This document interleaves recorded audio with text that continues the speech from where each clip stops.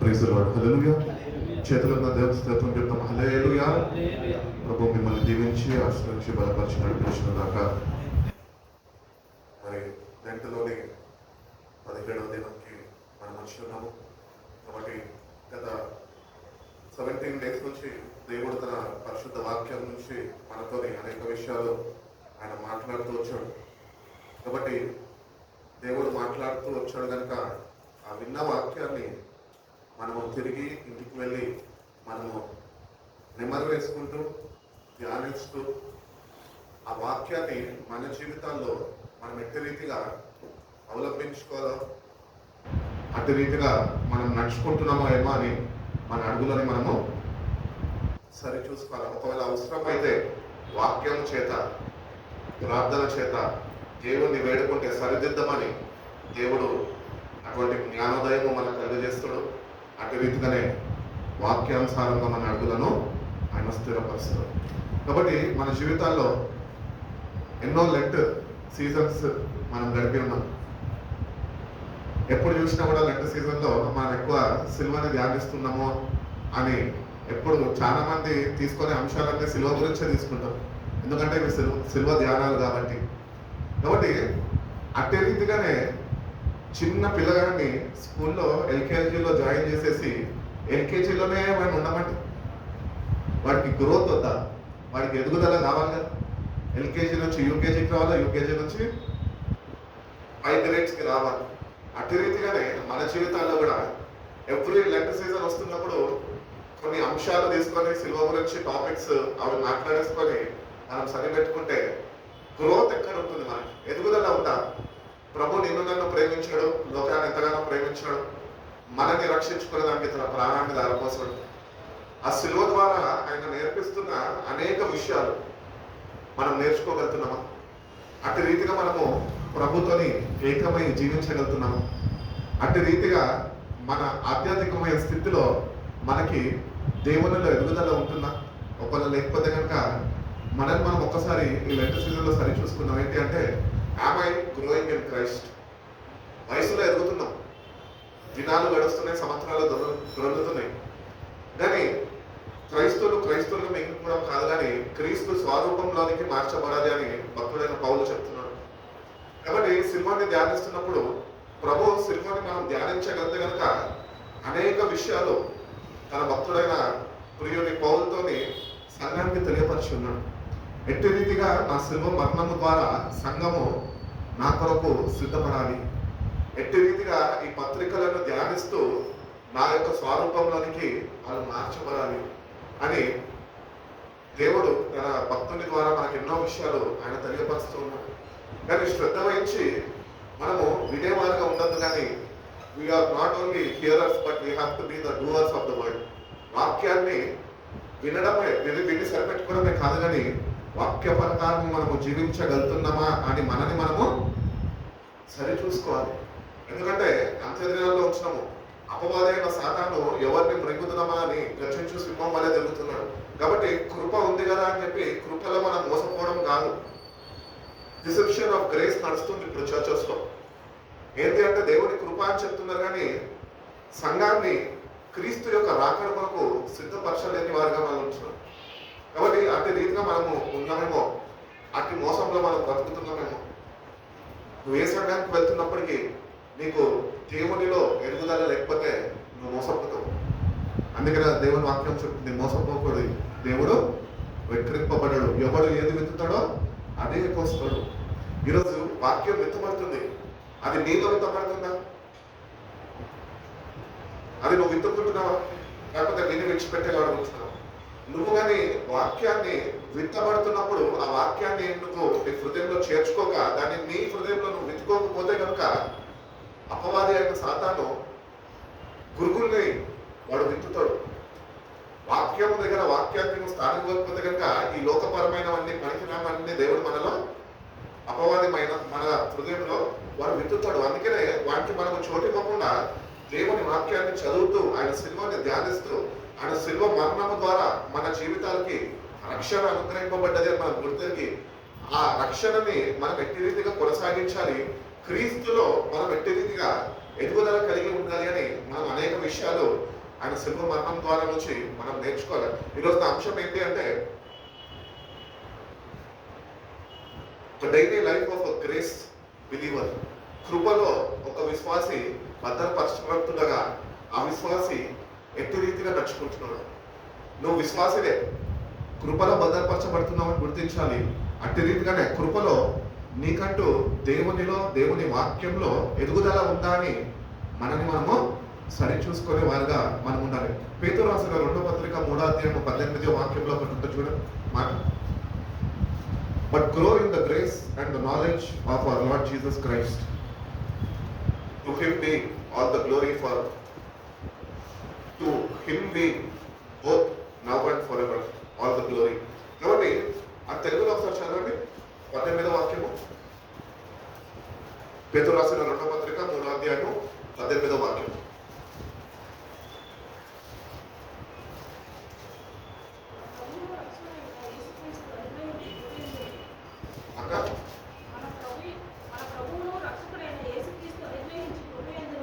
అనుగ్రహించు కృపయందును జ్ఞానమందును అభివృద్ధి పొందుడి, ఆయనకు ఇప్పుడును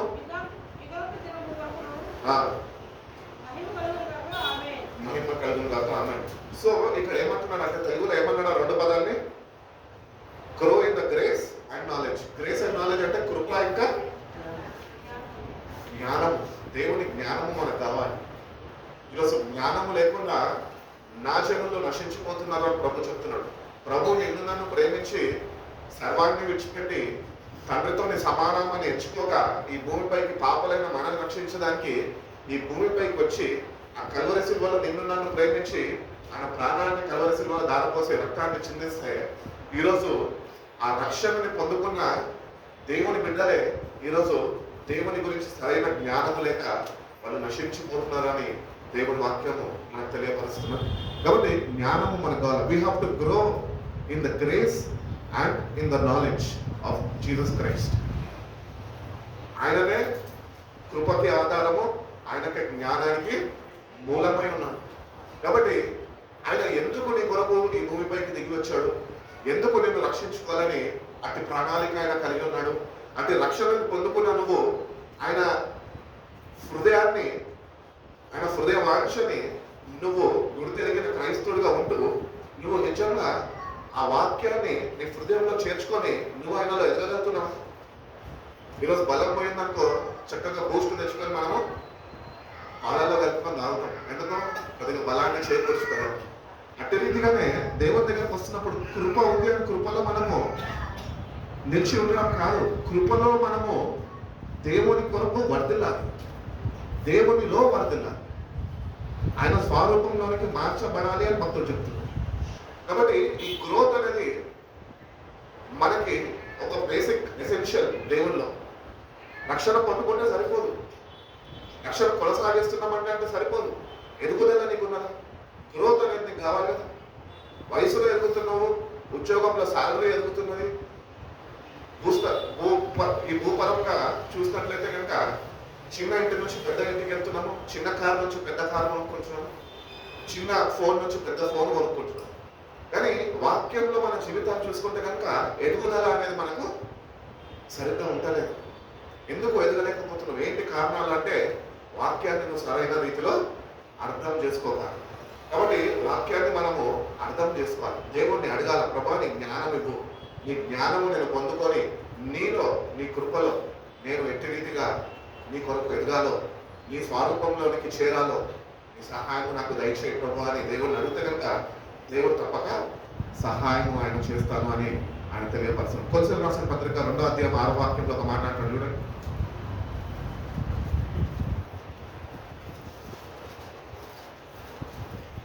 కొలసీయులకు రాసిన పత్రిక 2వ అధ్యాయము 6వ వాక్యం.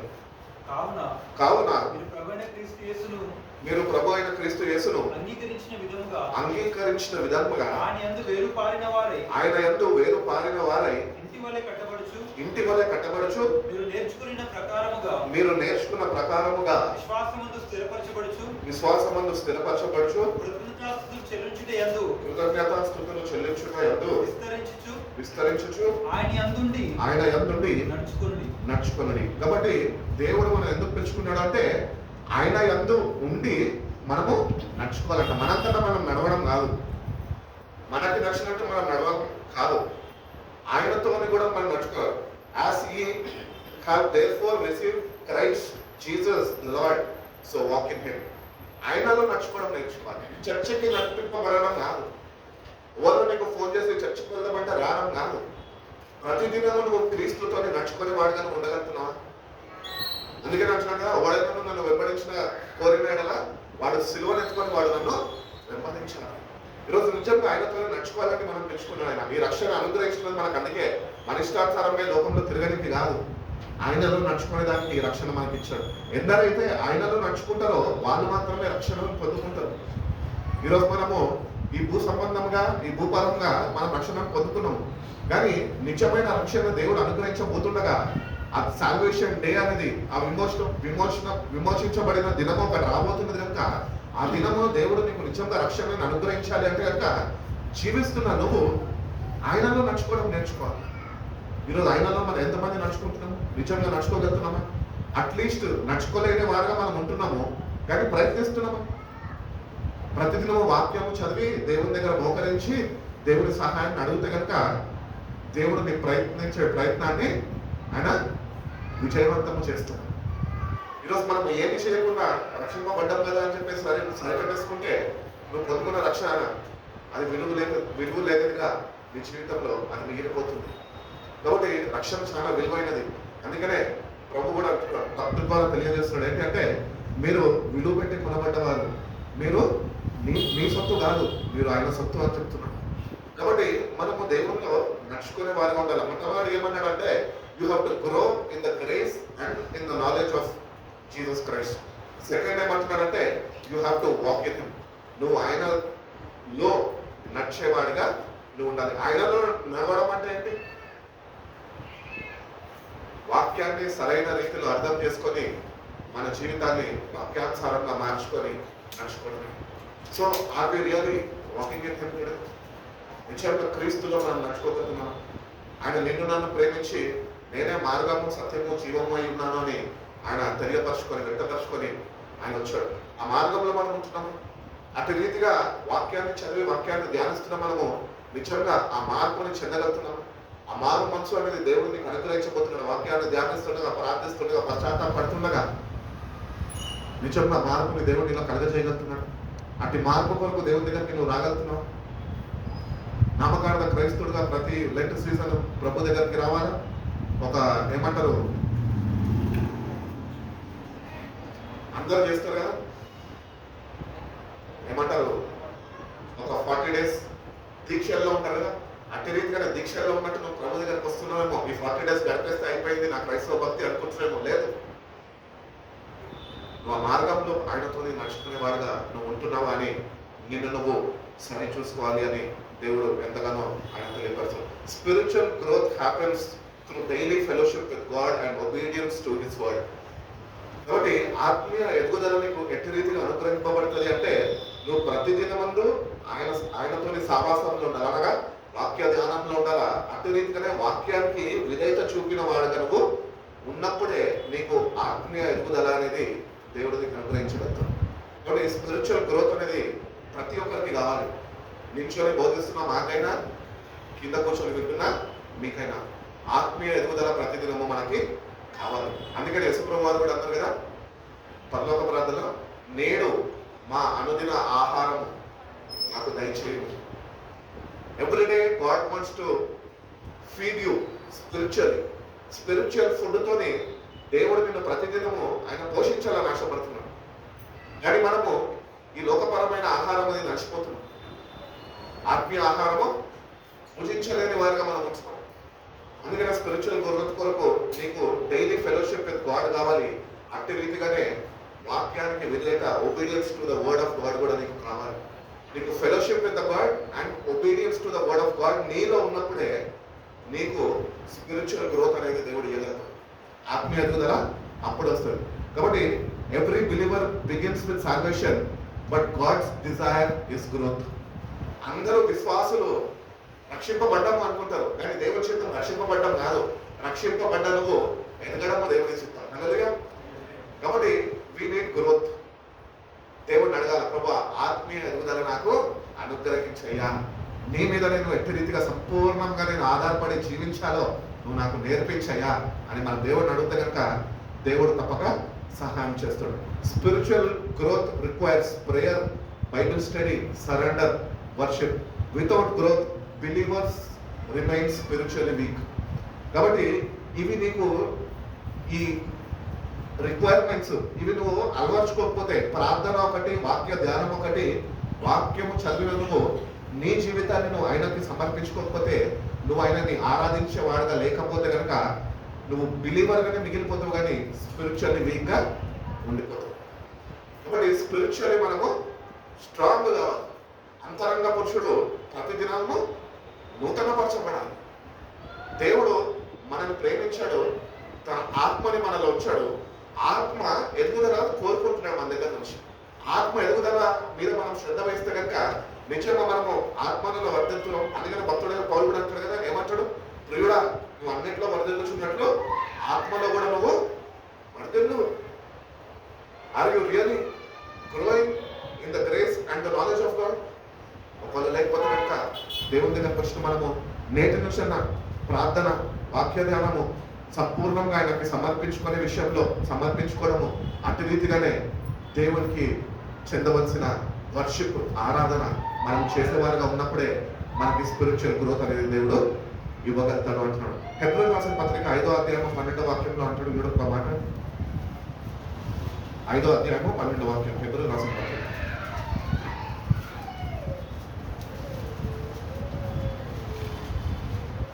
స్పష్టంగా చదివేవారు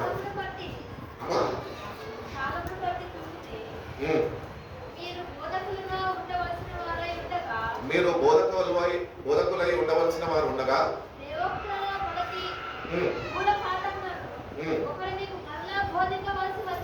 వచ్చను. మీరు పాలు తాగవలసిన వారే గాని బలమైన ఆహారము తినగలవారు కారు. కాబట్టి God calls every believer to grow in maturity in Christ. క్రీస్తులో నువ్వు ఎదుగుదల కలిగిన వాడుగా ఉండాలి. బాధాకరమైన విషయం ఏంటి అంటే ఈరోజు వాక్యము ద్వారా దేవుడు మనకు తెలియపరుస్తున్నాడు ఏంటి అంటే, మనము ఇంకా బలమైన ఆహారము పొందుకోలేని వారుగా మనం ఉంటున్నాము. మన స్థితి ఎట్లా ఉంటున్నాడంటే ఇంకా పాలు తాగే స్థితిలోనే ఉంటున్నది. క్రీస్తులో ఎప్పుడు నీకు ఎదుగుదల వస్తుంది? ఇంకొక బాధాకరమైన విషయం అనకూడదు కానీ నేను అంటాను, మన వాళ్ళే కాబట్టి. ఇన్ని సంవత్సరాల నుంచి సహోదరులు మనతో ఉంటున్నారు, నాతో ఉంటున్నారు పరిచర్యలో. సహోదరుని నేను అడిగాను, తమ్ముడు నువ్వు వాక్యం చెప్పాలంటే నేను చెప్పను. ఎదుగుదలేదు. 10 years అయిపోతుంది చర్చ్లో అట్టగట్టబడి. అన్న నించోనే వాక్యం చెప్పాలా? ఎక్కడన్నా రూల్ ఉన్నదా ఇక్కడ? మరి ఇంతకాలం నుంచి చర్చకు వస్తున్నావు, ఇంతకాలం నుంచి నువ్వు వాక్యం అంటున్నావు, ఇంతకాలం నుంచి నీకు ఎదుగుదల లేకుండా అతి రీతిగా మిగిలిపోతే ఎట్లా? ఈరోజు కొంతమందిని చూస్తే చాలా సంతోషం అనిపిస్తుంది. కొత్తగా నాకు పరిచయం అయినప్పుడు వచ్చి ఇక్కడ కొద్దిగా వాక్యం విని వాళ్ళు దేవుని దగ్గర ప్రార్థించుకుంటూ వాళ్ళు ఈరోజు వాక్యము చెప్పే స్థాయికి వాళ్ళు నిలబడి వాక్యం చెప్తున్నారంటే వాళ్ళని చూసిన ప్రభువులు ఎంతనో ఆనందించగలుగుతున్నాను. కానీ కొంతమందిని చూసినప్పుడు చాలా బాధ అనిపిస్తున్నది. ఎందుకు అంటే వాళ్ళు పాలరాగి స్థితిలోనే ఉన్నారు. వాళ్ళు పొందుకున్న రక్షణని శ్రద్ధ వహించక వాళ్ళు మేము వస్తున్నాము, మేము చేసే పనులు మేము చేస్తున్నాము, మేము వెళ్ళిపోతున్నాము అని దాంట్లోనే సరిపెట్టుకుంటున్నాము. మరి ఎప్పుడు మీకు ఇంకెప్పుడు మీరు ఎదుగుతారు క్రీస్తులో? ఇంకెప్పుడు వాక్యం బోధించే స్థాయికి మీరు రాగలుగుతారు? ఇప్పుడు ఇక్కడ దేవుడు నన్ను నియమించుకొని ఉన్నాడు, దేవుడు నన్ను ఇక్కడ ఏర్పరచుకున్నాడు, నన్ను నిలబెట్టుకున్నాడు, వాడుకుంటున్నాడు. వచ్చిన మీరు రేపు ఈ స్థావాసాన్ని విడిచిపెట్టి మరొక దగ్గరికి వెళ్ళినప్పుడు మరొక దగ్గర మీరు పాలుగాలి వాళ్ళలాగానే ఉంటే ఎట్లా? బలమైన ఆహారము పొందుకొని ఎక్కడికి వెళ్ళినప్పటికీ కూడా అక్కడ నిలబడి ధైర్యంగా దేవుని రక్షణ సువార్తని ప్రకటించే వారిగా మనం ఉండాలి అని దేవుడు ఎంతగానో కోరుకుంటున్నాడు. కాబట్టి God calls every believer to grow in maturity in Christ. వయసులో మెచ్యూరిటీ రావడం కాదు. మనకేం తెలుసు మెచ్యూరిటీ అంటే? ఆడపిల్లకి 13 సంవత్సరాలు రాగానే మెచ్యూరిటీ ఫంక్షన్ తెలుసు మనకి. మగ పిల్లలకు చేస్తారో లేదో నాకు తెలియదు, ఎక్కడైతే నేను ఇల్లేదు. క్రీస్తులో మెచ్యూరిటీ నీకు ఉన్నదా? ఈ లోక సాంప్రదాయాల్లో మెచ్యూరిటీ ఫంక్షన్స్కి నువ్వు వెళ్ళుండొచ్చు, దాంతోనే నీకు మెచ్యూరిటీ దేవుళ్ళలో రాదు. దేవుళ్ళలో మెచ్యూరిటీ నీకు ఎప్పుడు వస్తుంది తెలుసా? నువ్వు వాక్యాన్ని ప్రేమించి, వాక్యానికి విధేయత చూపి, వాక్యానికి లోబడి నువ్వు నడుచుకుంటే నీకు దేవుళ్ళలో మెచ్యూరిటీ అనేది ఆయన ఇవ్వగలుగుతాడు అని ఆయన తెలియపరుస్తున్నాడు. కాబట్టి grow in the grace of our Lord and saviour Jesus Christ. Grow in the grace and the knowledge of our Lord and saviour Jesus Christ. కాబట్టి ఈ గ్రో GROW. సో గ్రో అన్న దానికి ఒక చిన్న దీన్ని చూసుకుంటే కనుక, మనము డెఫినేషన్ చూసుకుంటే కనుక, గ్రోత్ అనేది మనకు కావాలి.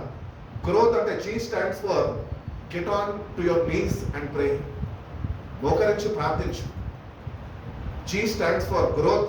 G stands for get on your knees. మోకరించు, ఆయన సన్నిధిలో మోకరించు, ప్రార్థన చేయి. ఫిలిప్పీయులకు రాసిన పత్రిక 4:6 అంటాడు కదా, prayer connects a believer with God. చదవండి 4:6. దేని గురించి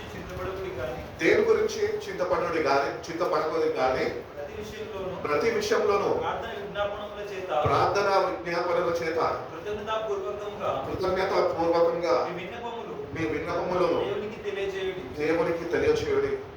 ఇక్కడ చెప్తున్నాడు, do not be anxious about anything, but in everything by prayer and petition with thanksgiving present your requests to God. Are you really presenting your request to God? దేవునికి నిత్యంగా నీ ప్రార్థన అవసరతలు ఏవైతున్నా దేవునికి నువ్వు సమర్పించగలుగుతున్నావా? అట్టి ఎదుగుదల, అట్టి జ్ఞానము, అట్టి కృపలను వర్ధిల్లగలుగుతున్నావా?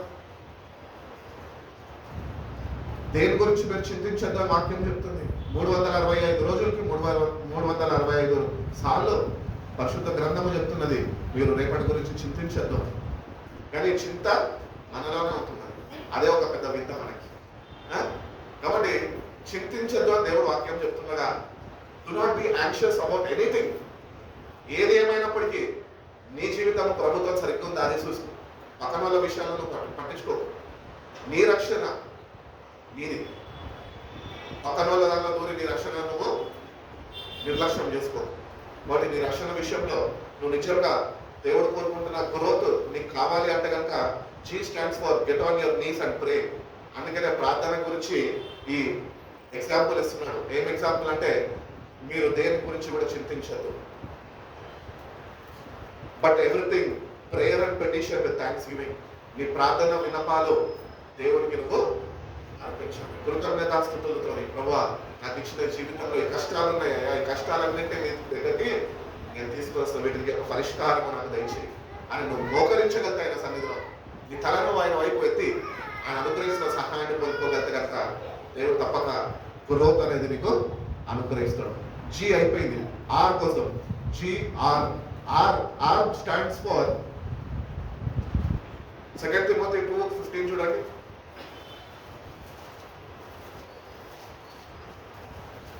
2:15. Do your best to present yourself to God's దేవుని ఎదుట యోగ్యుని కాను, సిగ్గుపడనక్కర్లేని పనివానిగాను, సత్యవాక్యంలో సరిగా ఉపదేశించు వానిగాను, నిన్ను నీవే దేవునికి కనపరుచుకొనుటకు జాగ్రత్త పడుము. కాబట్టి R stands for spiritual growth లో R అంటే ఏంటంటే read, study, rightly divide the word and present yourself approved to God. కాబట్టి గ్రోత్ లో ఫస్ట్ చెప్పినాం కదా, get on your knees and pray. Second వచ్చేసి R stands for read, study అంటే meditate and rightly divide the word. వాక్యాన్ని సరైన రీతిలో ఏం చేయమంటున్నాడు? ఉపదేశించుకోవాలంట. నీకు నీవే ఉపదేశించుకోవాలి. You have to try to understand the word of God. Pastor నీకు చెప్పడం కాదమ్మా. పాస్టర్ నీకు చెప్తే నీకు రక్షణ అనుగ్రహింపబడదు. వాక్యము నువ్వు చదివి నువ్వు దాన్ని దేవుని జ్ఞానము చేత అర్థం చేసుకోగలితే, when you can divide the word rightly and understand it and obey, then you can present yourself in front of God. ఆయన ఎదుట నిన్ను నువ్వు నిర్దోషుడిగా నువ్వు ఆయన ఎదుట నిలబెట్టుకోగలదు. కాబట్టి చదవాలి, వాక్యం ప్రతిదినము చదవాలి. ఈరోజు క్రైస్తువులకి వాక్యము చదవడం అంటే ఏదో ఒక 5 నిమిషాలు చదవడము, 10 నిమిషాలు చదవడం, లేకపోతే కొద్దిసేపు చదవడమే తెస్తుంది. కానీ వాక్యము లోతుల్లో ధ్యానించి దేవుడు ఏమి తెలియపరుస్తున్నాడో అని అంత సమయం వెచ్చించలేని వారిని వాళ్ళు ఉంటున్నారు. వెచ్చించు. Invest your time in the presence of God. Invest your time in the word of God. Invest your time in communion with God. దేవునితోని సంభాషణ కావాలి. ప్రార్థన అంటే దేవునితోని సంభాషణ మన అందరికీ తెలుసు. కానీ ఎంతమంది నిజంగా ఆ సమయము దేవునితో గడపగలుగుతున్నాము? ఎంతమంది నిజంగా వాక్యం చదవగలుగుతున్నాం? చదివిన మనము ఎంతమంది నిజంగా దాన్ని ధ్యానించగలుగుతున్నాం? అందుకనే భక్తుడైన దావీదు అంటూ ఉంటాడు, ఏమనంటే దివారాత్రులు దాన్ని ధ్యానించువాడు ధన్యుడు. Who is blessed? The person who meditates on the word of God and acts according to it, he is a blessed person. కాబట్టి you have to read, you have to study and you have to rightly divide the word of God. అందుకనే వాక్యం చెప్తుంది, కొంచెము ఇచ్చేడా, కొంచెము అచ్చేడా. అక్కడ ఉన్నది ఇక్కడ తెలియదు, ఇక్కడ ఉన్నది అక్కడ తెలియదు. అట్లనే మన పరిస్థితి ఇక్కడ వాక్యంలో. అట్టి రీతిగా ఉండదు. కానీ సరైన మెడిటేషన్ మనకి కావాలి అని దేవుడు తెలియజేస్తున్నాడు. దానికి చూసుకున్నట్లయితే మత్తయి సువార్త 4:4 అంటారు కదా, మనిషి నొట్ట వల్ల కాదు, దేవుని నోట నుంచి వచ్చే ప్రతి మాట వల్ల వాడు జీవిస్తాడు. God wants to talk to you every day. ప్రతిదినము దేవునితో మాట్లాడాలని ఎదురు చూస్తున్నాడు. ప్రతిదినము దేవుడు తన వాక్యంతో నీ ఆత్మకి కావాల్సిన పోషణని ఆయన అనుగ్రహించడానికి ఆయన నీ వైపు ఎదురు చూస్తున్నాడు. నువ్వు నామకార్థ క్రైస్తవులుగా పొద్దున్ననేసి బైబిల్ చదివేసి ఆత్మీయ ఆహారాన్ని పొందుకొని ఆత్మలను బలపరచబడకపోతే, వాక్యంలో నీ జీవితం స్థిరపరచబడకపోతే, వాక్యాన్ని సరైన రీతిలో నువ్వు అర్థం చేసుకోకపోతే ఎవరికి ప్రయోజనం? నేటి నుంచి గుర్తిస్తాం, సరైన విధానంలో బైబిల్ని చదువుతాము, సరిగ్గా బైబిల్ని ధ్యానిస్తాము, అట్టి రీతిగా వాక్యాన్ని సరైన రీతిలో డివైడ్ చేసి దేవుడు ఎక్కడ ఏమి చేయాలంటున్నాడో అది తెలుసుకొని మనము ముందుకు నడిపింపబడదాం. GR అయిపోయింది. ఓ offer your body as a living sacrifice. యోమేలు రాసిన పత్రికలో ఉంటుంది కదా, 12వ అధ్యాయం ఏమని ఉంటుంది? సజీవ యాగముగా మీ శరీరములను ఆయనకి సమర్పించుకోండి. ఎక్కడ సమర్పిస్తున్నావు నీ శరీరాన్ని? సుఖానికి, శరీరపు ఇచ్చలకు శరీరాన్ని మనం ఈ లోకానికి సమర్పించున్నాం. కానీ దేవుడు అంటున్నాడు, సజీవ యాగముగా మీరు మీ శరీరాన్ని నాకు సమర్పించుకోండి. శరీరాన్ని సమర్పించుకోవడం అంటే ముందు 6లో నేర్చుకున్న రీతిగా you have to read, you have to study, you have to rightly divide the word of God. నువ్వు పొద్దున లేసి వాక్యాన్ని చదివి, వాక్యాన్ని ధ్యానించి, దాన్ని సరైన రీతిలో దాన్ని ఉపదేశించుకొని నిన్ను నువ్వు సరి చూసుకోగలిగితే నీకు ఒక దినం సరిపోదు ప్రార్థనలో గడపడానికి. అంత సమయం లేకుంటుందా? రక్షణ అంటే ఆషామాషి అనుకుంటున్నాం. రక్తం చిందించేశాడు, రక్షణ ఇచ్చేశాడు అనుకుంటున్నాం. వాక్యంలో ఎదుగుదల లేకుండా రక్షణ నీకు అనుగ్రహించబడదు. సరైన రీతిలో వాక్యాన్ని ఈరోజు నుంచి అర్థం చేసుకో.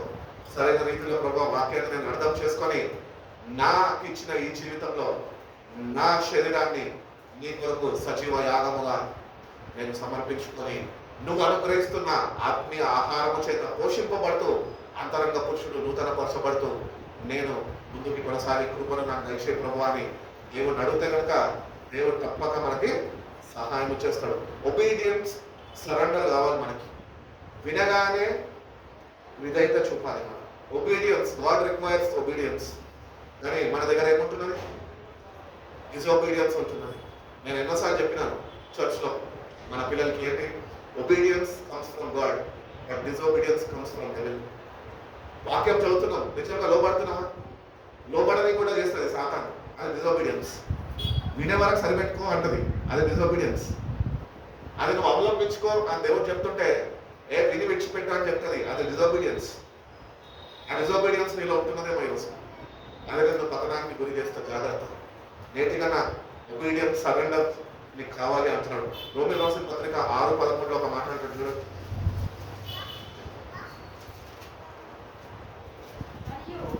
అమ్మా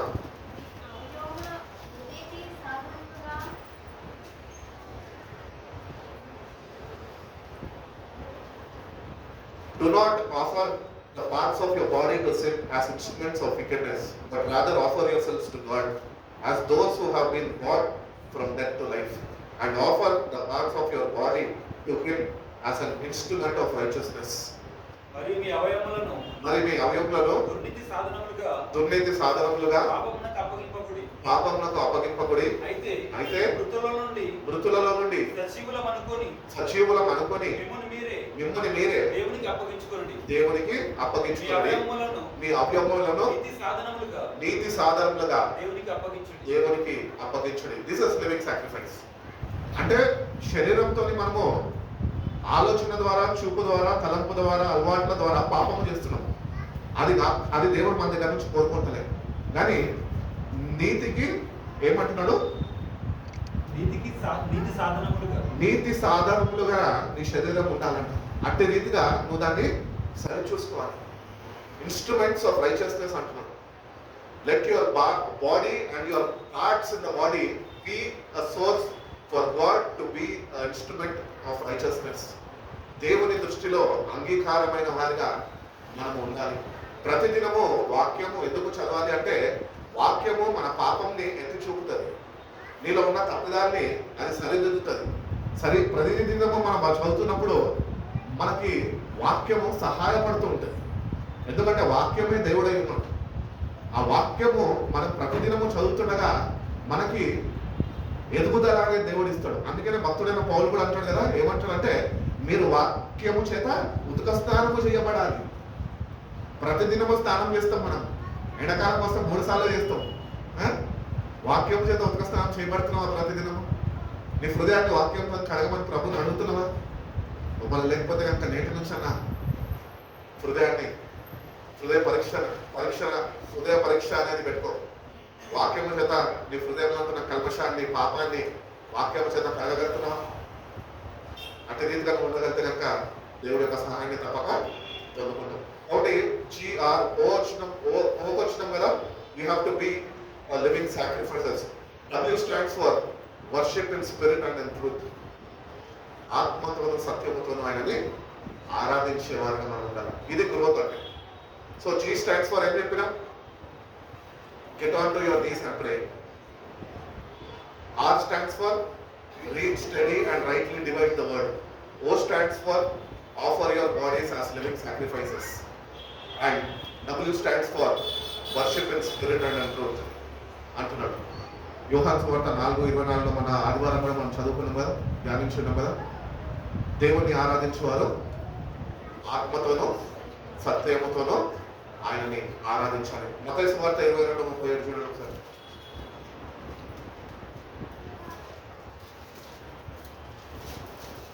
22:37.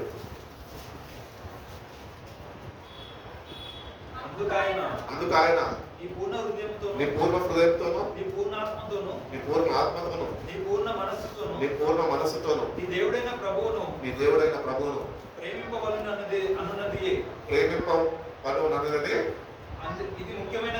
ఇది ముఖ్యమైనది మొదటి అయిన ఆజ్ఞ. Jesus replied, love the Lord your God with all your heart and with all your soul and with all your mind.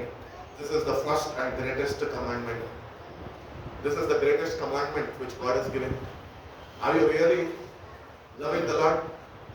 నిన్ను ప్రేమించి కలవరి సిలువలో ఆయన ప్రాణాన్ని ధారపోసాడు. నువ్వు నిజంగా నీ పూర్ణ హృదయంతో నువ్వు ప్రేమించగలుగుతున్నావా? ఈరోజు సిలువ ధ్యానాల్లో ఉంచున్నావు. నిజంగా నీ ప్రేమని ప్రభుకి వ్యక్తపరచగలుగుతున్నావు. ప్రభు సన్నిధిలో ప్రభువుని నిన్ను ప్రేమిస్తున్నాను, నీ సజీవ యాగముగా నీ శరీరాన్ని నువ్వు బలిపీఠం దగ్గర, ఆయన దగ్గర, ఆ సిలువ దగ్గర నువ్వు కుమ్మరించగలుగుతున్నావు. ఈరోజు పూర్ణ హృదయంతో నువ్వు దేవుణ్ణి ప్రేమించలేని వాడుగా ఉండి సగము హృదయంతో ఆయన ప్రేమించేవాడు ఉంటే ఆయన నిన్ను ఏమాత్రము అంగీకరించలేడు. కాబట్టి love the Lord your God with all your heart and with all your soul. నీ పూర్ణ హృదయంతోనూ, నీ పూర్ణ ఆత్మతోనూ, నీ పూర్ణ మనసుతోనూ నీ దేవుడైన యెహోవాను నువ్వు ప్రేమించాలి. You have to love the God. You have to love the Lord your God with all your heart, with all your soul and with all your mind. How is your mind? What is your mind filled with today? ఈరోజు నీ తలంపులు దేంతో నింపబడి ఉన్నాయి? నిజంగా దేవుడు కోరుకుంటున్నా ఇది మొట్టమొదటి ఆజ్ఞ అంటున్నాడు. ఈ ఆజ్ఞనే మనము ధిక్కరించే వారిగా మనం ఉంటున్నామే. దేవుని దృష్టిలో అంగీకారంగా ఎట్లా ఉండగలుగుతాం? పదాజ్ఞలలో ఒకటి తప్పిపోయినా అన్ని తప్పిపోయినట్టే. అటు రీతిగానే కొత్త నిబంధనకు వచ్చినాక మొట్టమొదటి ఆజ్ఞ తప్పిపోతే అన్ని పోగొట్టుకున్నట్టే. దేవుడిని ప్రేమించు. దేవుడిని అడగాలి. ఏమని అడగాలి తెలుసా? ప్రభా నేను ఎట్లా ప్రేమించాలో నాకు నేర్పించాలని అడగాలి. ఒక అమ్మాయి నచ్చితే అమ్మాయిని ప్రేమించడం ప్రారంభిస్తాం, కానీ ప్రభుని ఒక ప్రాణం ధారపోస్తే నువ్వు ప్రభుని ప్రేమించలేని వాడిగా ఉంటున్నావే.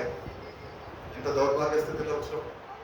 దేవుడు ఇచ్చిన మొట్టమొదటి ఆజ్ఞనే మనం ధిక్కరిస్తున్నామే, భక్తి చేస్తున్నామే. కృపలో మోసపోతలేదా? కృప విస్తరింపబడుతుండగా ఆ కృపలను వర్ధిల్లగా ఇంకా నిత్య నాశనానికి నువ్వు దిగజారిపోతలేదా? ఎన్నో తలంపులు మానవుడికి, ఎన్నో ఆలోచనలు, ఈ లోకపరమైన భూసంబంధమైన ఆలోచనలతో మానవుడు వేధింపబడుతున్నాడు, శోధింపబడుతున్నాడు, వాడు ఇడవబడుతున్నాడు. ఎందుకు తెలుసా? మానసిక ఒత్తిళ్లు ఎందుకు వస్తాయి తెలుసా? దేవుణ్ణి ప్రేమించక, దేవుని ప్రేమను అర్థం చేసుకోక, దేవుణ్ణి మళ్ళా తిరిగి బదులుగా ప్రేమించక మనుషులు కృంగిపోతున్నారు. దేవుడేమో నిన్ను నన్ను ప్రేమించి కల్వరి శిలువలో ఆయన ప్రేమని వ్యక్తపరిచాడు. ఇదిగో చూడండి, నీ కొరకు నా ప్రాణాన్ని నేను దారపోసాను. అందుకని యోహాను 3:16 అంటాడుగా, దేవుడు లోకాన్ని ఎంతగానో ప్రేమించాడు, తన ప్రియకుమారుడిని ఆయన అనుగ్రహించాడు. ఆ ప్రియ కుమారుడు కల్వరి శిలువలో నీ కొరకు నా కొరకు ఆయన కొట్టబడి వేలాడుతూ పలికిన మొట్టమొదటి మాట ఏంటి తెలుసా? వీరు ఏమి చేస్తున్నారో వీళ్ళు ఎరగరు, వీళ్ళని దయతో క్షమించు. ఇది కృప కదా? ఈ కృపని దేవుడు మనం ఏమి చేస్తున్నాం మనకు తెలియదు ఈరోజు. అయినప్పటికీ దేవుడు మనల్ని ఇంకా కల్వరి శిలువలో సహించడం కాదు, కానీ నేటికి కూడా ఆయన సహిస్తున్నాడు. ఎందుకు సహిస్తున్నాడు తెలుసా? నువ్వు ఆయన ఇంకా నీ పూర్ణ హృదయంలో నువ్వు ప్రేమించలేని వాడుగా ఉంటున్నావు. ఈ రోజు కన్నా దేవుని దగ్గరకు వచ్చిన మనము హోల్ హార్టెడ్ డివోషన్ దేవునికి ఇవ్వాలా. నీ పూర్ణ హృదయంతో దేవుడిని వెతకాలి. ప్రార్థనలో గడుపుతున్నప్పుడు అనాలోచనలు ఉండద్దు. నీ తలంపులు అన్ని కట్టిపెట్టేయాలా పక్కకి.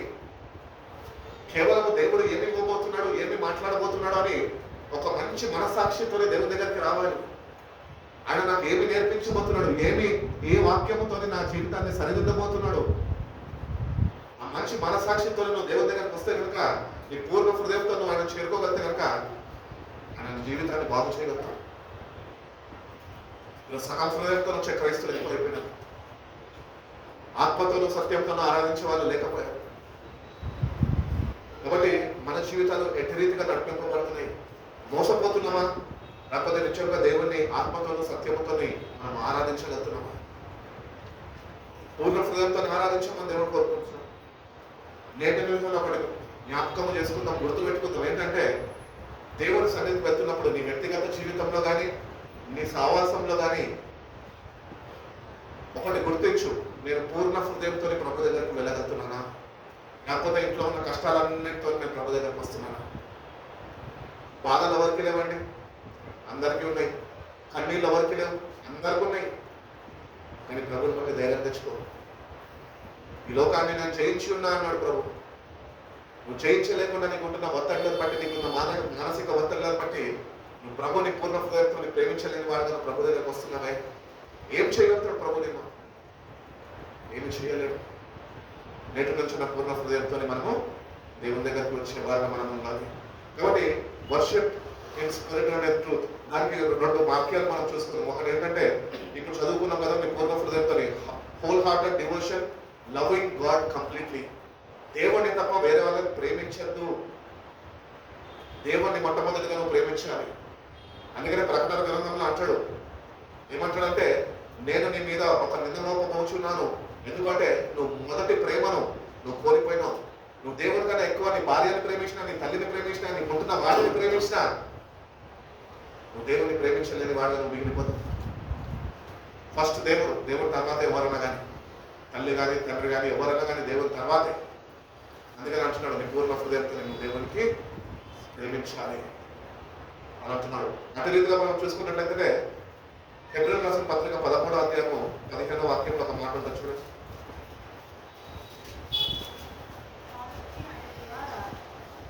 పదమూడు 15. కాబట్టి ఆయన ద్వారా మనము దేవునికి ఎల్లప్పుడూ స్తుతియాగము చేయదము, అనగా ఆయన నామమును ఒప్పుకొనుచు ఏమా ఏం ఫలం అమ్మా? జీవఫలం. నాలుకతోని. ఓకే, సరే. Walking in gratitude and pricing God continually. దేవుణ్ణి ప్రతిదినము ఎడతెగక మనం స్తుతించే వారిగా ఉండాలి అని దేవుడు చిత్తమై ఉన్నది. మనం ఇంటి మందిరానికి వచ్చినప్పుడు ప్రార్థన, కుటుంబ ప్రార్థనలో కూర్చున్నప్పుడు స్తుతిస్తున్నాము అనుకుంటున్నాం, దాంతో సరిపెట్టుకుంటున్నాం. కానీ అట్లా కాదు. దేవుడు ఏమంటున్నాడంటే walk in gratitude pricing God continually. ఎల్లప్పుడూ దేవుణ్ణి స్తుతించాలి. పాట పాడతాం ఏమని? దేవుణ్ణి స్తుతించుడి, ఎల్లప్పుడు దేవుణ్ణి స్తుతించుడి. మందిరం బయటకు పోగానే ఏమైపోయింది నీ స్తుతి? కంటిన్యూల్ ప్రాసెస్ లేకుండా ఆగిపోయిందే. ఎందుకు దేవుణ్ణి కలిగి జీవించలేకపోతున్నావు? ఎందుకు లోకాన్ని అంతగా ప్రేమిస్తున్నావు? దేవుని కన్నా ఎక్కువగా లోకంలో ఉన్న వాటిని ఎందుకు ప్రేమిస్తున్నావు? నువ్వు దేవుణ్ణి నిత్యంగా ప్రేమించగలిగితే నువ్వు ఎల్లప్పుడూ దేవుడిని స్తుతించేవాడిగా ఉండగలుగుతావు. అలాగే కాబట్టి దేవుణ్ణి ఎల్లప్పుడూ మనము స్తుతించేవారుగా ఉండాలి అని దేవుడు కోరుకుంటున్నాడు.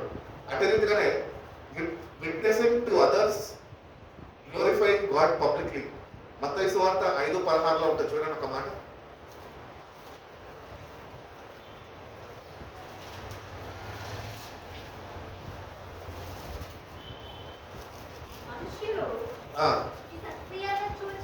మనుషులు మీ సత్క్రియలను చూసి పరలోకమందున్న మీ తండ్రిని మహిమపరచునట్లు వాళ్ళ ఎదుట మీ వెలుగు ప్రకాశింపనీయుడి. కాబట్టి we have to witness to others, glorifying God publicly. ఇతరులకి చెప్పాలి మన దేవుడు ఎవడో ఎంత గొప్పవాడు. మన జీవితం ద్వారా ఇతరులు తెలుసుకోవాలి. అట్టి రీతిగా దేవుని వాక్యమున వెలుగు మనలో వెలిగినప్పుడు ఇతరులు మన జీవితాన్ని చూసి తండ్రి నామానికి మహిమని ఆయన పొందుకుంటారు. కాబట్టి ఈరోజు నిత్యము మన జీవితము వెలుగుమయంగా ఉన్నదా? వాక్య సావాసంలో నిల్చొని వాక్యము చేత ప్రతిదినము వెలిగింపబడుతున్నావా? వెలుగు సావాసంలో నిలిచి ఉండగలుగుతున్నావా?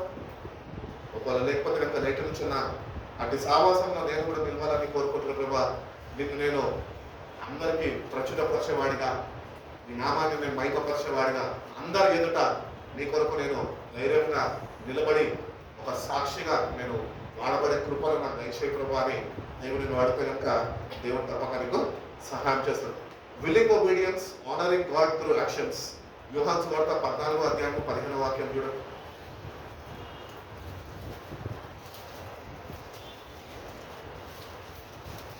14:15 యోహాను సువార్త.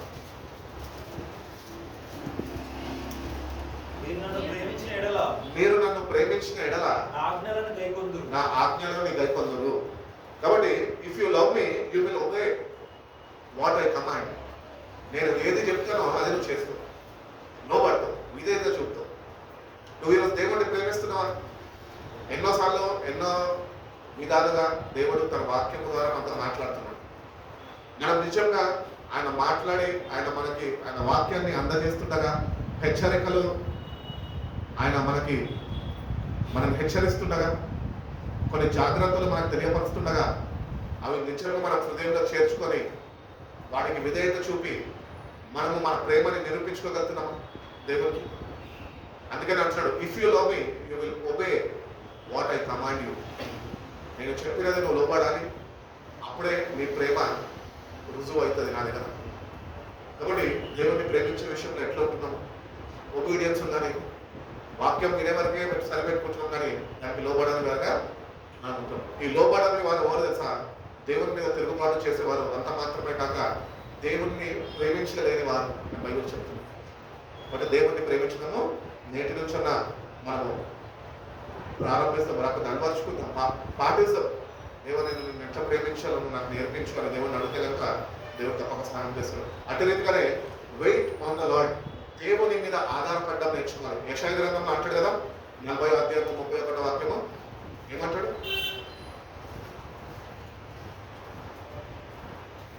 పక్షిరాజు యవ్వనము వలె, ఆ వాక్యం స్టార్టింగ్ చదవండి. 40:31.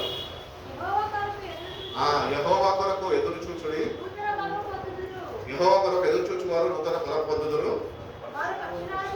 వాళ్ళు పక్షి రాజు వలె రెక్కలు చాపి పైకి ఎగురుదురు, అలయక పరిగెత్తుదురు, సొమ్మసిల్లగా. కాబట్టి you have to wait on the Lord and trust his timing.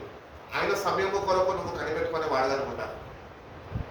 అందుకనే దేవుడు వాక్యం కూడా సెలవిస్తుంది, నేను త్వరగా రాబోతున్నాను.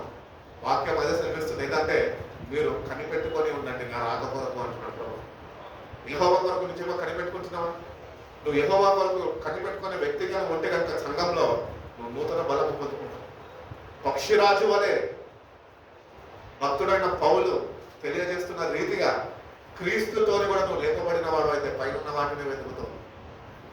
పక్షిరాజు ఎప్పుడు పైన ఉన్నదానికే ఇష్టపడదు, కింద ఇష్టపడదు. అది పైన నుంచి అది దాని పని చేసుకుంటుంది. ఈరోజు మనం ఏం చేస్తున్నాము? దేవుడి బిడ్డలుగా పిలువబడుతున్నాం, కానీ ఈ లోక సావాసంలోనే కొట్టుబిట్ట ఆడుతున్నాం. కాబట్టి నేటి నుంచి ప్రభు కొరకు ఎదుర్చూడు, ఆయన సమయం కొరకు ఎదుర్చూడు. ఈరోజు రక్షణ పొందుకున్న క్రైస్తవులుగా ఉంటున్న మనము ఈరోజు నువ్వు ఆయన కొరకు ఎదురు చూసిన వాడగా లేకపోతే నూతన బలంతో కోల్పోతే నువ్వు రేపటి దినాన ఆయన రాకపోతుండగా ఆ రాకడలో కూడా నువ్వు ఆయన ఎదురు చూసిన అనుభవంలో నువ్వు ఉండలేవు. ఈ రోజు నుంచి ప్రభు కొరకు ఎదురు చూడు, ప్రభు యొక్క సమయం వరకు నువ్వు కనిపెట్టు. అందుకనే ప్రభు చక్కటి మాట వాళ్ళ తల్లిదండ్రులతో చెప్తుంటాడు ఎక్కడ కానాను విందులో.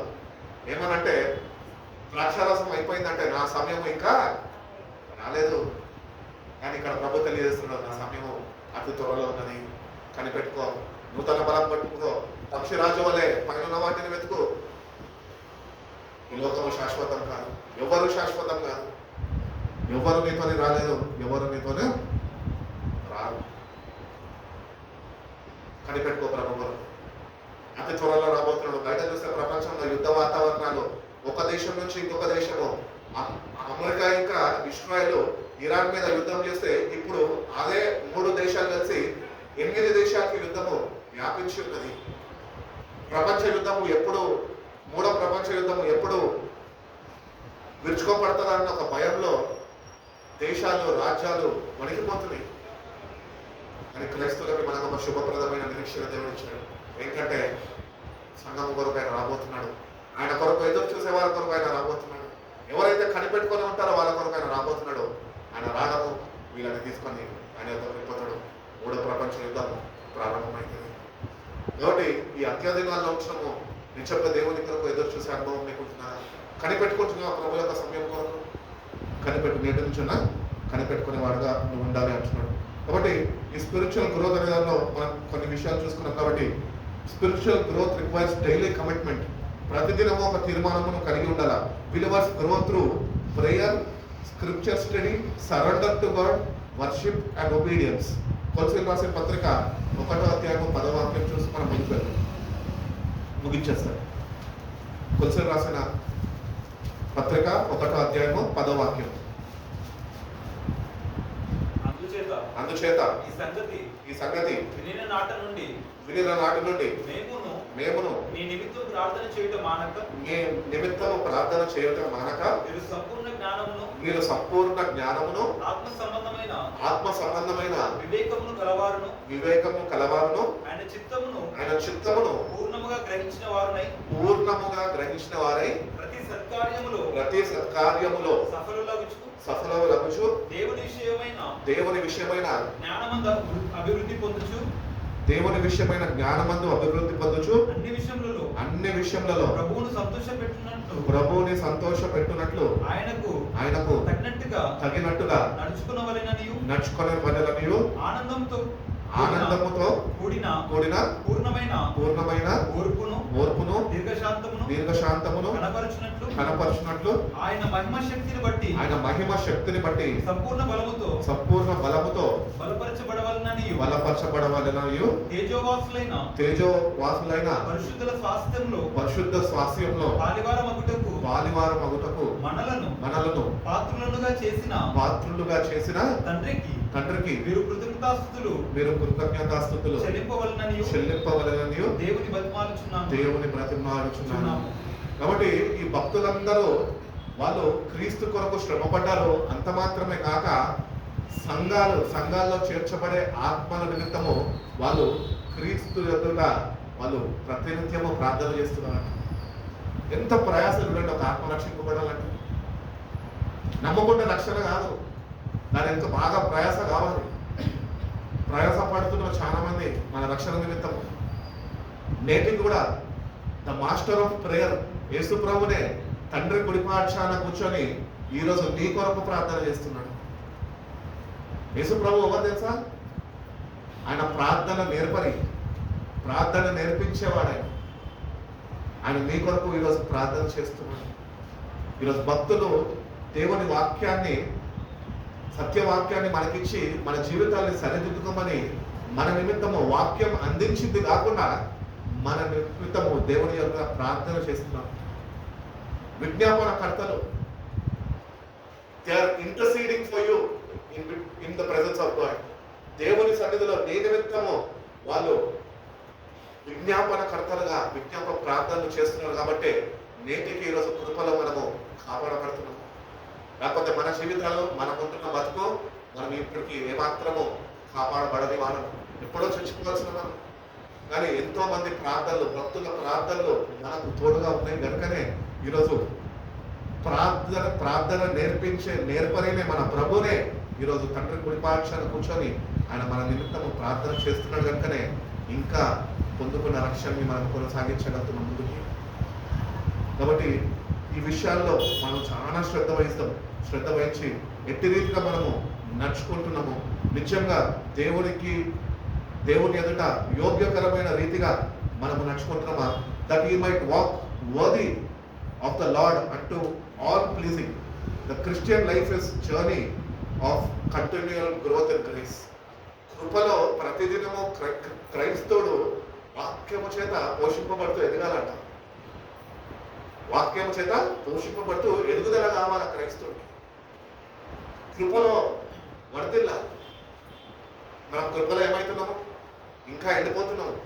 వాక్యము లేక, ప్రార్థన లేక, ప్రభుత్వ సావాసము లేక, వాక్యము ధ్యానించక, మన జీవితాన్ని వాక్యంతో సరిదిద్దుకోక ఇంకా దిగజారిన స్థితికి వెళ్ళిపోతున్నాము. కానీ ఆయన ఎదుట యోగ్యమైన రీతిగా మనం ఉండాలి అంటే ప్రతిదినము మనము ఆయనతో సావాసంలో మనం ఉండాలి అంటున్నాడు. యాకోబు రాసిన పత్రిక 4:8 ఆఖరిగా చూసి మనం ముగించుకుందాం. నోటికి రావాల్సిన వాక్యాలండి ఇవన్నీ. దేవుని యొద్దకు రండి, అప్పుడు ఆయన మీ యొద్దకు వచ్చును. చాలండి. కాబట్టి దేవుని యొద్దకు రండి, ఆయన అప్పుడు మీ దగ్గరకు వస్తాడు. ఈరోజు నిజంగా మనం ఒకసారి ఆలోచిస్తాం, దేవుని యొద్దకు వచ్చాం కదా, ఇప్పుడు నిజంగా ఆయన దగ్గరకు వచ్చాడు. ఇట్లా రావడం కాదు, దానికి ఒక కమిట్మెంట్ ఉంటుంది, దానికి ఒక డెడికేషన్ ఉంటుంది, దానికి సమర్పణ అనేది ఉన్నప్పుడు నువ్వు దేవుని దగ్గరికి రాగలుగుతావు. అప్పుడు ఆ సమర్పణను బట్టి ఆయన మీ దగ్గరికి ఆయన రాగలుగుతాం. కాబట్టి దేవుని దగ్గరికి మీరు రండి, ఆయన మీ వద్దకు వస్తాడు. కాబట్టి ఈ రోజు నుంచి మనం ప్రారంభిస్తాం ఏంటంటే ప్రతిదినము ప్రార్థన చేద్దాము, ప్రతిదినము వాక్యం చదువుదాము, ప్రతిదినము ప్రభుని సేవించే విషయంలో నమ్మకంగా ఆయనను సేవిస్తాము. అట్టి రీతిగానే ప్రతిదినము సిన్సియర్ వర్షిప్ అనేది మనము కలిగి జీవిస్తాము. ప్రతిదినము కృతజ్ఞత ఎడతెగక మీరు ప్రార్థన చేయాలా, ప్రతి విషయంలోనూ కృతజ్ఞతాస్తుతులు అర్పించడము యేసుక్రీస్తులో తండ్రి యొక్క చిత్తము. ఇన్ ఎవ్రీథింగ్ గివ్ థ్యాంక్స్ అని చెప్తున్నాడు. బాధ వచ్చిందా, థ్యాంక్స్ చెప్పు ప్రభుకి. ఎడబాబు వచ్చిందా, థ్యాంక్ యూ ప్రభా, నా మంచిగా అని చెప్పు ప్రభుకి. అర్థమవుతుందా? బాధపడకు, ఏదో అయిపోయిందే బాధపడద్దు. థ్యాంక్ యూ ప్రభా, నీకు దీనిలో నుంచి నాకు ఇంకా ఏమన్నా నేర్పించబోతున్నావేమో, నీకు వందనాలకు కృతజ్ఞతస్తుందని చెప్పి, అంతేగాని ఏదో అయిపోయిందని చెప్పి దిగువులుగా కూర్చొని ఉన్న విశ్వాసం కోల్పో. ప్రతి విషయంలో కృతజ్ఞతాస్తుతులు మనము చెల్లించడం. ఒకటి గుర్తించాలి క్రైస్తవులు మనం ఏం తెలుసా, ఏది అయినా మన మంచికే. ఆయన చిత్తము లేకుండా, ఆయన అనుమతి లేకుండా ఏది జరగదు. ఇట్టి విశ్వాసము, ఇట్టి నిరీక్షణ నాకు ఉండాలి. ఇట్టి రీతిగా ప్రభు సహవాసంలో మనము నిల్చుండాలి. కాబట్టి prayer strengthens fellowship with God. ప్రార్థన ప్రభుతోని అలాగే చేకూరుస్తుంది. నువ్వు ప్రార్థించే క్రైస్తవులు అంటే దేవుడి శక్తిని పొందుకునే క్రైస్తవులుగా ఉండగలుగుతావు. Scripture builds spiritual wisdom. వాక్యము నీకు ఆత్మీయ జ్ఞానాన్ని అందిస్తుంది. ఆత్మీయ జ్ఞానం కావాలి, స్పిరిచువల్ విజ్డమ్ కావాలి నీకు. అందుకనే హోషేయా అన్నాడు కదా, ఇంతకుముందు మనం జ్ఞాపకం చేసుకున్నాము, నా జనులు జ్ఞానం లేక నశించిపోతుంది. ఇంకా ఎందుకంటే వాళ్ళకి వాక్యం ఉంది, కానీ వాక్యం వాళ్ళు హృదయంలో చేర్చుకోలేదు. ఆ ప్రకారం వాళ్ళ జీవితాన్ని సరిదిద్దుకోలేదు, అందుకని వాళ్ళు నశించిపోతారు. Scripture builds spiritual wisdom. అట్టి రీతిగానే surrender allows God to work through us. నువ్వు ఎప్పుడైతే దేవునికి సమర్పించుకుంటున్నావో అప్పుడు దేవుడు నీల నుంచి తన కార్యాలను ప్రారంభించినందుకు. దేవా నా పట్ల కార్యాలు చేయి ప్రభా అని ప్రార్థన చేస్తే కార్యాలు చేయడైనా సమర్పణ కొరకు చూస్తున్నాను. Surrender your self. అదే రీతిగానే spiritual growth happens when believer gross in the grace of truth.